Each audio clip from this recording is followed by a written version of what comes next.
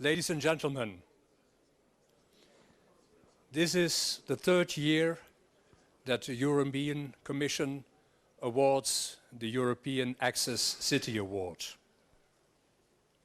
This year, we have received 99 cities applications coming from 20 EU member states that have taken part in this annual competition. And it's my privilege and pleasure to guide you through the ceremony together with my dear colleague and Deputy Head of Unit, Ima Plasencia Porrero. So I would like to ask Ima, first of all, since you have been so deeply involved in this competition, what are the highlights of this year? Okay. We have, in fact, the same scheme. The microphone. We have hello? Yes? Okay. We have, in fact, the same scheme and criteria as in previous years, but we do have some novelties. To start, we have a new design of the trophy, this time done by a Polish artist called Emilia Boguka, and you can see it there. And, of course, we have 7 new shortlisted cities, 3 of them as finalists, and 4 of them as special mentions. So, let us start by having a brief look to what accessibility is all about.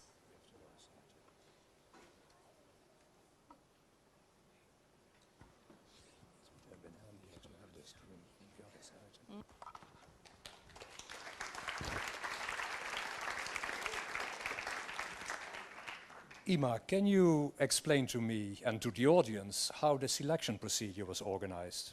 Yes, of course. As in previous years, in fact, first, there was a national preselection done by national juries. The juries were composed of representatives of national disability councils, national authorities, and accessibility and age experts.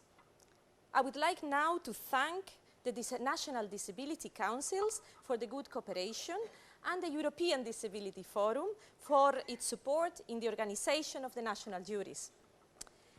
The national juries selected a total of 34 cities for the examination by the European jury, with a maximum of 3 cities per country. The task of the European jury was to select the finalists and identify the special mentions, and of course, the selection of the winner. Well, the jury, the European jury, is with us almost in its entirety, and I'm glad for that. We have with us the chairman of the jury, Mr. Hubert Freuen, who is Emeritus Professor of Architecture of Hasselt University, and we will see in a moment a bit more about his background.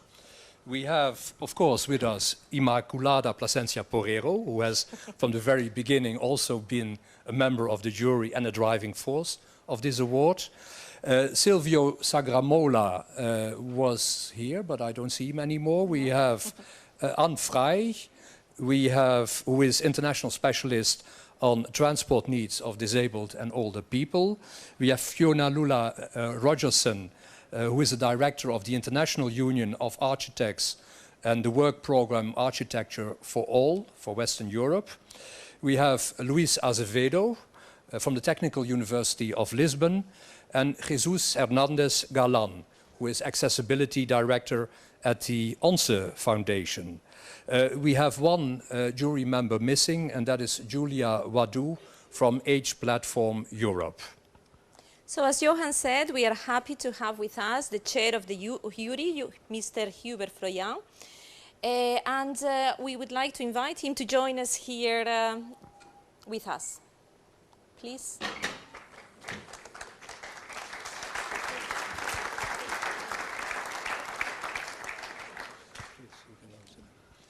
Mr. Freuen, could you take my notes? No, don't do I was going to ask you about what your work and your background is in accessibility, and I think you know that without your notes. I need no notes for that. Yes. Can I have a slide? It's there, I can see it. Anyway, I'm an emeritus professor of architecture. I've been teaching architecture for 39 years, and I've been doing research in the field of accessibility. And of course, accessibility has evolved from wheelchair accessibility to design for all. That's very crucial. Apart from that, I was involved in access offices in Belgium and also on the international level within the context of the Union Internationale des Architectes. And I'm also holder of the Ron Mays Award, Designing for the 21st Century. I'm very proud of. That's the Universal Design Award worldwide.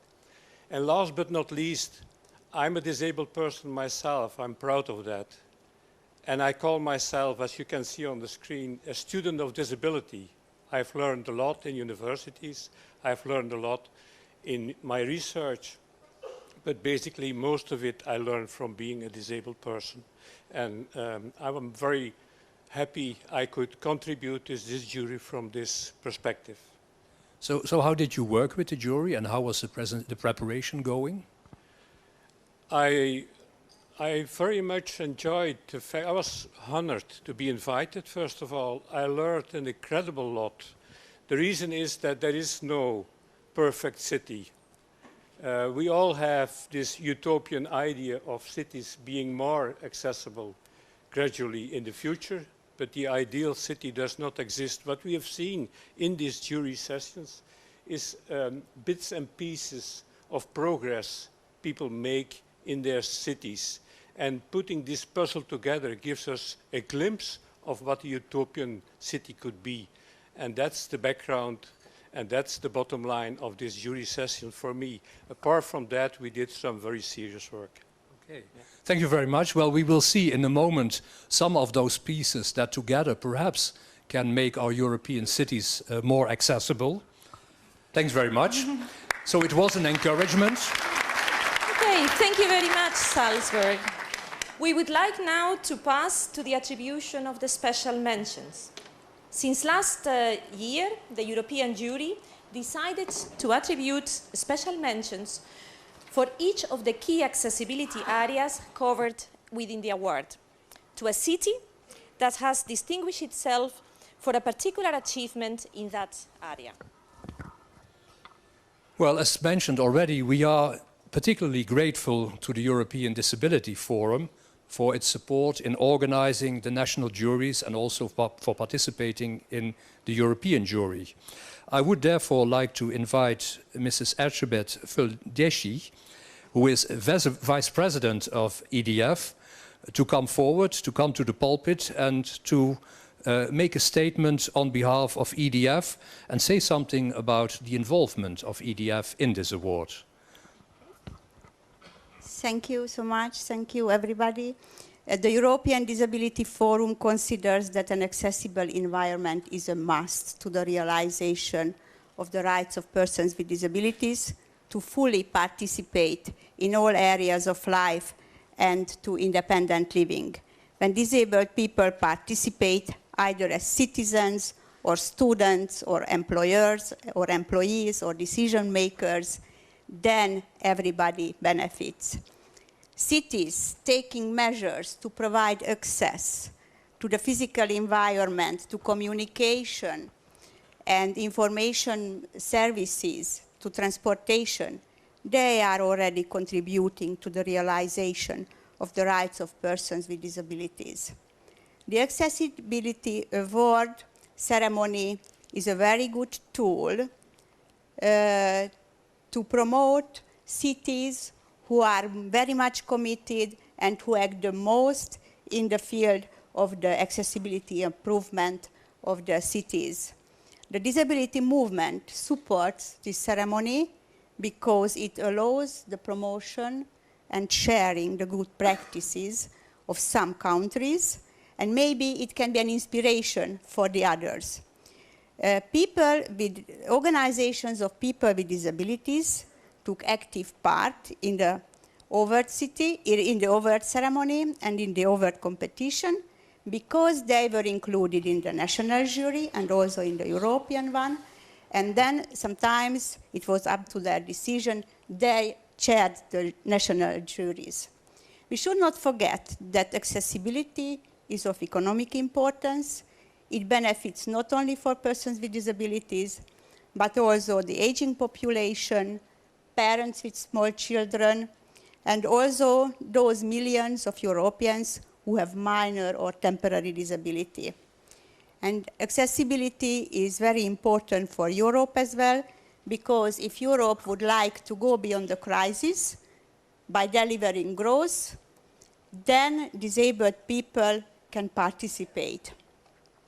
Let me also mention, because we need to mention it several times, that if you are including the accessibility features from the onset into the developing of the goods and services, then it is cost effective, and it may open the door for you to other market possibilities.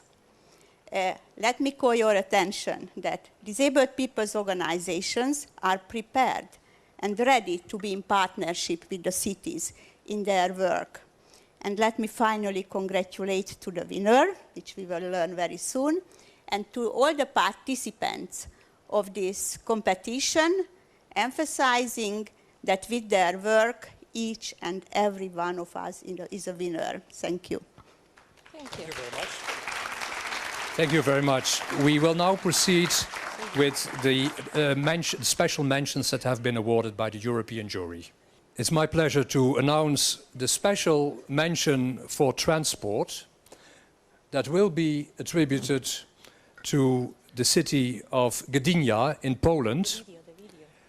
And I would like to invite Dr. Wojciech Szczurek, the mayor of Gdynia, to come to the stage. The videos, I know. We'll do them, the videos together. The videos, they should have shown the videos. And they are not coming. They are not coming yet, but okay, so we can do it together. We can arrange that together, yes? Okay. Is there a problem technically? No, it's just that they didn't do it. Okay.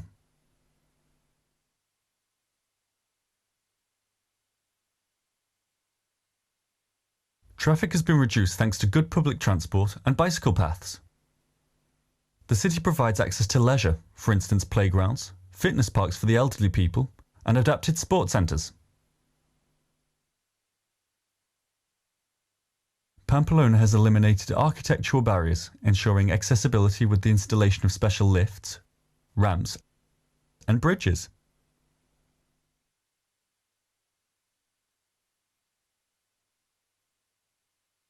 The renovated Citadel Park and fortified enclosure might be one of the examples.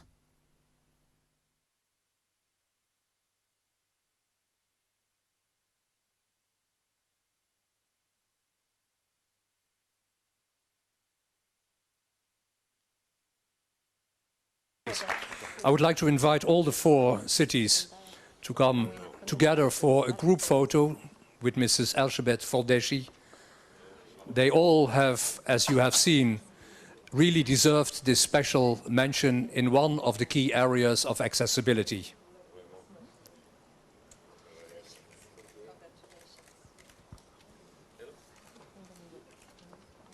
It's possible just to be a little bit by there because we have the... Thank you.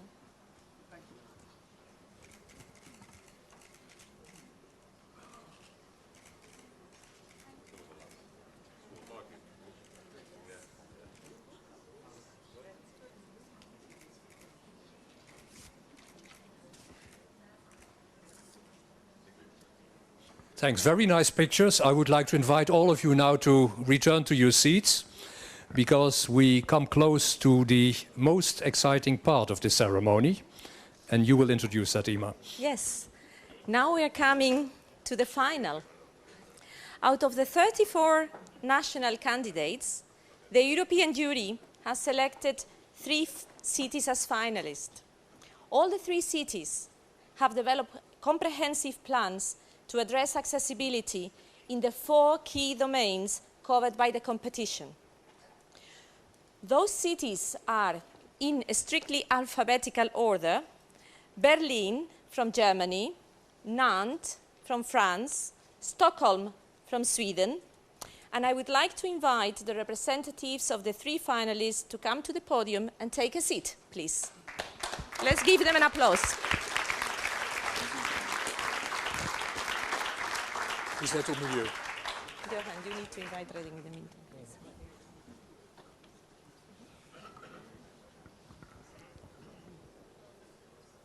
And of course, you have already seen Vice President Viviane Reding of the Commission when she came forward to congratulate the cities that received the special mentions. I would like to invite her now to come forward to the pulpit and to tell us a little bit more about the importance of this Access City Award for the European Commission, and of course also the importance of accessibility. Mrs. Reding.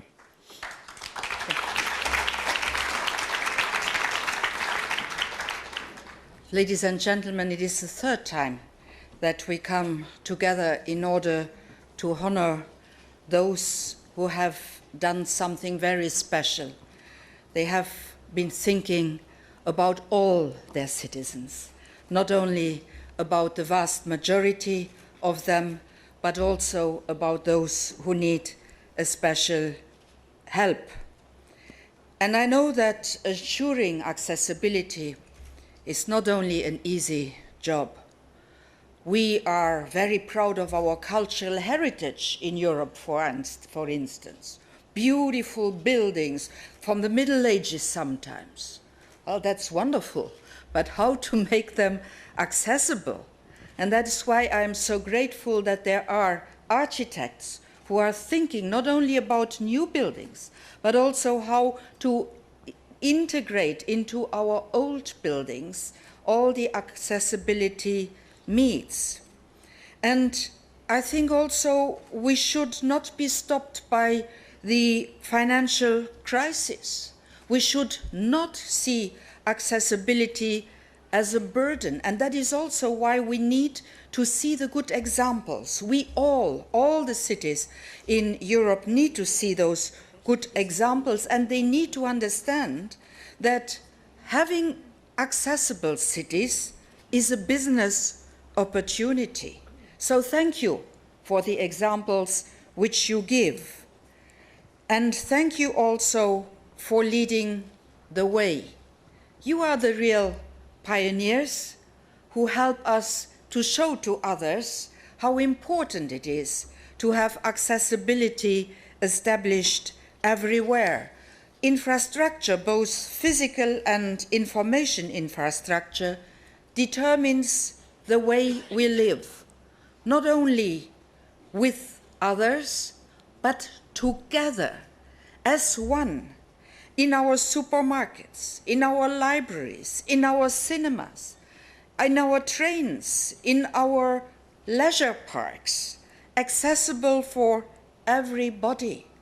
And, well, it sounds nice, but there are still many barriers, and there are still many people who are prevented from having this access. And we know that there are more and more people, because the aging population will make the numbers to grow and grow. And that is why Europe has been determined to conclude the UN Convention on the Rights of the Persons with Disabilities in 2010. And that is why also during the same year, the European Commission has presented its disability strategies for the year 2010-2020. And that is why we are working on an Accessibility Act. And I have very well heard the words of the Vice President of representing here all the associations in Europe who care for disabled people, because together we are preparing this Accessibility Act, and quality for us is very important. We take great care in analyzing the requirements of the different stakeholders, including the people with disability, including the businesses, including the cities and the villages. And we analyze also what has already been done and what needs to be done in order to push forward for more cities going to the right way. And I would like to thank those who this year have participated, not only those who have won. I think that everybody has won by participating and by showing that his, her city is worth it for all citizens. Of course, Pamplona, Gdynia, Bilbao, and Talaut are real examples, and we have seen the small films showing what innovations have been put in place, and I thank the cities for what they have done, because I know how difficult it is also, and how much political strength you need in order that this work is accepted. We are now going to meet the 3 cities who are the finalists and who have developed a very comprehensive approach in all 4 key areas of accessibility, making city halls, schools, hospitals open for everybody, public transport networks that can be used by all, their services online and offline designed to be accessible. So my congratulations to Berlin, Nantes, and Stockholm. We will very soon know who is the first, the second, and the third winner. But they are all winners and they are all examples. So let me congratulate all of them and tell them that the work they have been doing is not only for their citizens, but it's going to be for the citizens of whole Europe, because the examples which they have given to us can be copied, can be adapted in other cities. So congratulations not only for what you have done in your cities, but congratulations and thank you for what you have done for the disabled persons in all Europe. Thank you very much.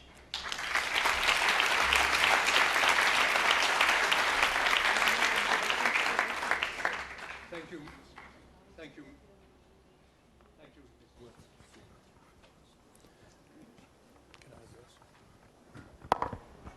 Thank you, Mrs. Redding. Of course, a little bit later, you will reveal to us the name of the winning city. But in the meantime, we will make acquaintance with each one of the 3 finalists. And as you said, they all have done outstanding work in the area of accessibility. Let's first have a look at the city of Berlin. We will have some images showing what Berlin is doing about accessibility.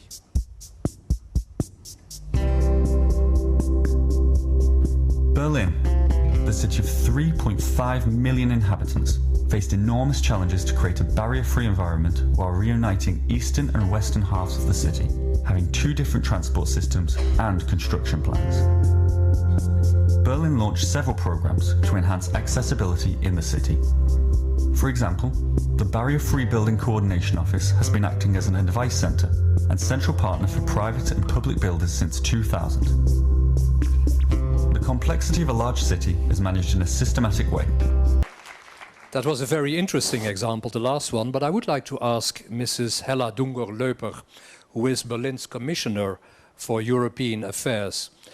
Mrs. Dunger, Berlin has made a lot of progress, really, in all areas of accessibility, and it is a tremendous and impressive achievement. In view, in particular, of the history and the size of your city, reuniting the eastern and the western part, as we all know. In the period since reunification, what has been the biggest challenge when it comes to accessibility? I think there are different challenges. One is to open the minds to the people, and the other one was the building in the transport system, and I think we have done a lot of success in this area. And then we have implemented binding guidelines for the building sector and for the renovation sector and all these things. And I think that was the main step forward. And we want to be an open city, and so accessibility is one of our core identification points. And so I think we will make it to some kind of trademark for Berlin. Thanks a lot. Thank you very much. You will get now from our hostess a certificate which shows that you have been one of the 3 finalists this year. And who knows, maybe there is more to it, but that we will see later. Okay, so our next finalist is Nantes. We will see a little video showing us what Nantes has been doing on accessibility. And we do have a question for Ms. Catherine Choquet, who is the Deputy Mayor of Nantes. In Nantes, you have invested a lot in the training of designers and future architects. How do you think this has contributed to improving accessibility in your city? Yes, thank you. We think we have to build the city all together, and we need all the people in the city to build the most possible we can. Okay. Thank you very much and congratulations. You will receive now the certificate. Thank you.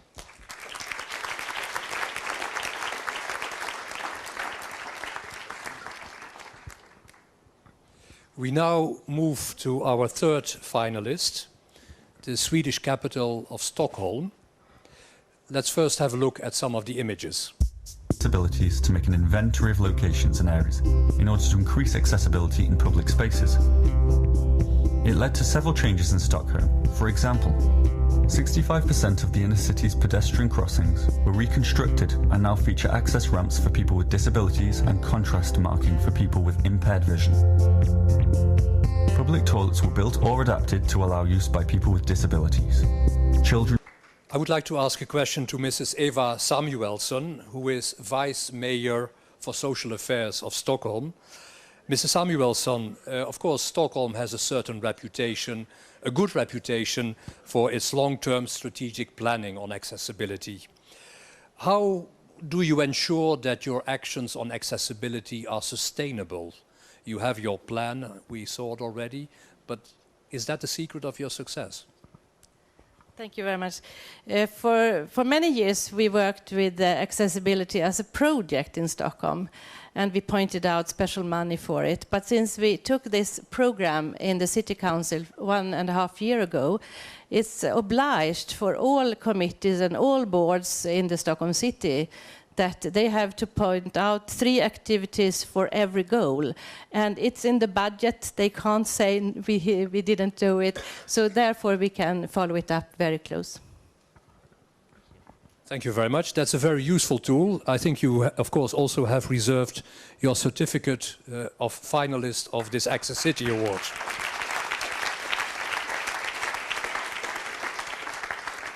Okay, now the moment of the truth has come. It is really an honor for me to invite Vice President Reding to come to the pulpit again. She will soon reveal to us the name of the winner.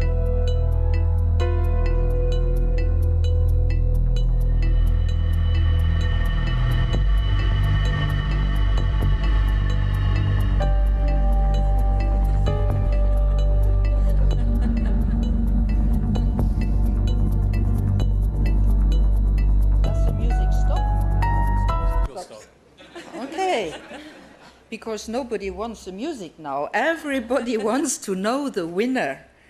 And I would like to dedicate, I don't know which city is inside, but there was, I think on the Stockholm program, there was this child sitting in a wheelchair and laughing at a certain moment. I think that was the most emotional moment. Because if you are working in politics, all of you, in order a child to feel happy on the playground, I think that is the biggest award. And now, let's see.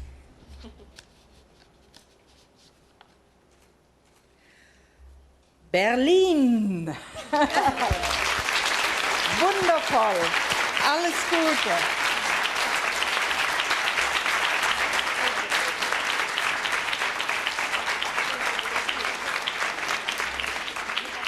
Please come forward. I would like to invite the 3 representatives of Berlin to come forward. They will receive the Access City Award 2013 out of the hands of Mrs. Redding.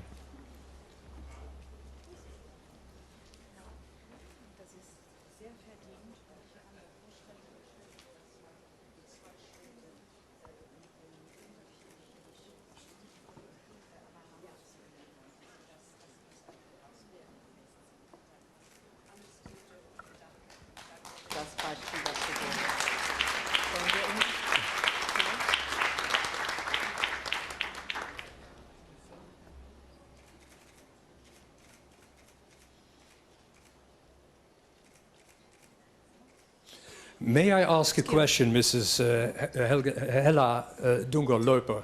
You just received this award from Mrs. Redding. How do you feel now? Oh.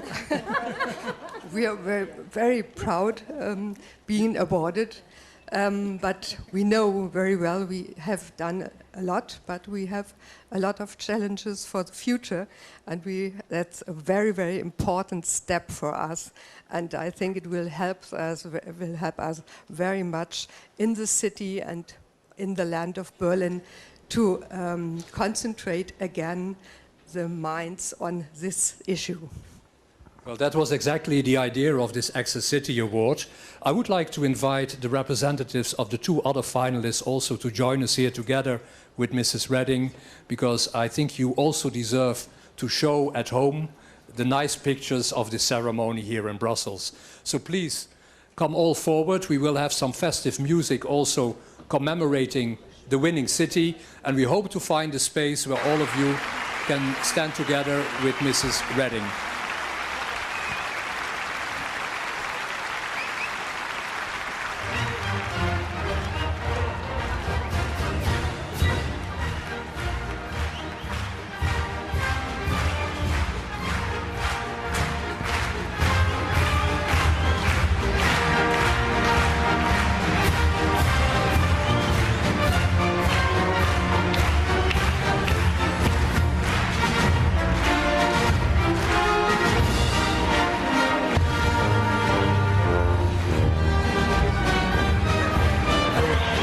Look.